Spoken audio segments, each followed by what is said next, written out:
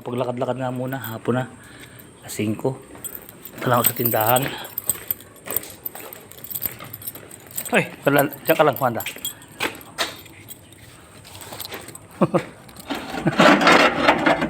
Sala ka.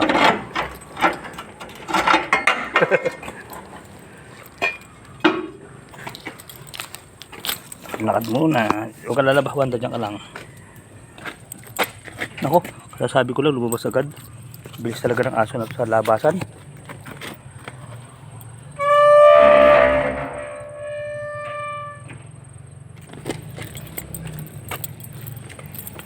Lakad-lakad tayo mga guys, oh, para makita nyo yung pagpalabas dito sa sa may mangga sa lugar ng mama ko. Ano nga pala ngayon, alas 5 na.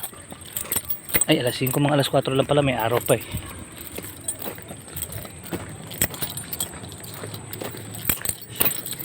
Ayan, tako ng tindahan, may bibili na ako, hindi ko na dinala tricycle, malubak eh. Napaplatan lang ako pagka daan ako ng daan dito. Ang dalas ko magpa-vulcanize, lakad na lang.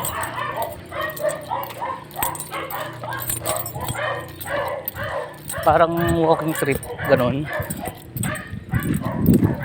Para maganda rin paminsan-minsan lakad.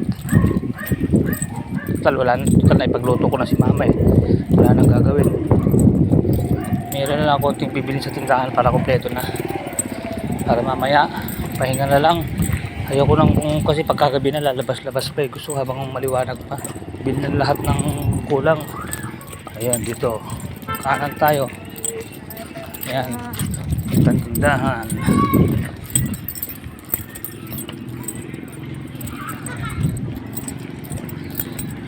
Uy, ang dami pang puno sa kabila. Oh, ang ganda ng lugar pa rito. Kaya lang, sayang ang kalsada nila rito. Nung bago ko pumunta rito, tuwan-tuwa ako eh, dahil kai-ispalto lang nito. Ang sarap dumaan eh. Tapos biglang inabot ng ulan, nasira na naman ang daan. Ang ganda-ganda pa naman ang pagkaka-ispalto nito. Nasira, sayang. Ang ganda ng daan dito nun. Nagkakamali pa ako dahil sa sobrang ganda. Yung dati binibiyahe ko ng mga 2 minuto. 1 minuto nagugulat ako, lumalagpas ako dahil tuloy-tuloy nga ang biyahe mo, walang ruwak eh. Isa lumalagpas ako dun sa nanay ko dahil nga hindi ka na magpipreno dahil sa ganda ng daan eh. Eh ngayon panay preno ka rito dahil lubak-lubak eh. Dati nagulat ako, lumagpas ako eh. Dahil nga sa ganda ng daan, hindi ko napansin, nandun na pala ako sa may papuntang Gobic. Eh ngayon lubak-lubak na naman oh. Sayang.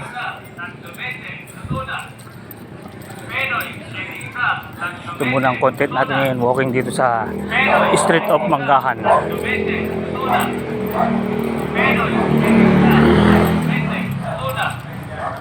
Penoy, 7 tatlo 20, luto na.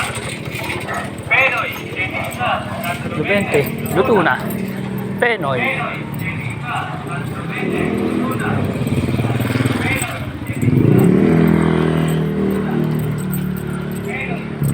Sige guys, hanggang dito na lang muna. Nandito na yung tindahan na bibilang ko.